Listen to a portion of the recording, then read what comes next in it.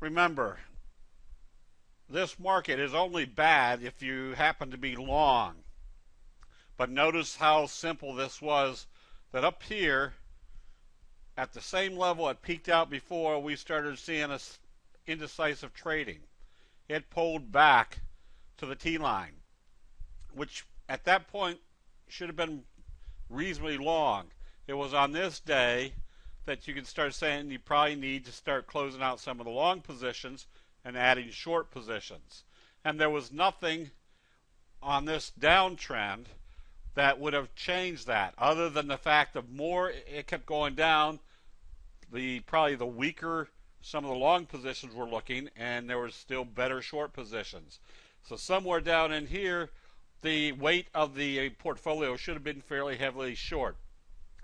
Looking for a day like this. Now, do you ever anticipate a 500-point move in the Dow to the downside? No, but you can expect it more, knowing that the bottom of a downtrend is going to see where you're going to see panic selling. Very simple strategy for making huge gains tomorrow based upon how it opens. That is why each day you'll see longs or shorts being recommended based upon how the market opens. Had the market opened positive today, this hammer type signal in ARIA would have been something that you would cover short positions if you were short, or looking to go long had it closed up above the T-line. On the other hand, if it had opened lower, which we saw in the pre-market futures that the markets were not going to open higher, this became a very simple short. Not, again, expecting this type of down move, but putting you in the position of being in the right place at the right time, creating a good 13.5% return, and there could still be some big downside to this position. The basis of candlestick analysis is to allow you to analyze with a high probability which direction a price move will go.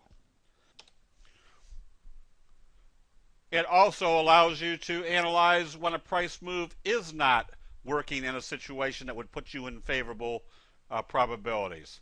For example, our recommendation on live cattle has now kind of diminished because even though we're still above the T-line, stochastics have flattened out. This does not look like a great position to be in anymore based upon what the investor sentiment is telling us.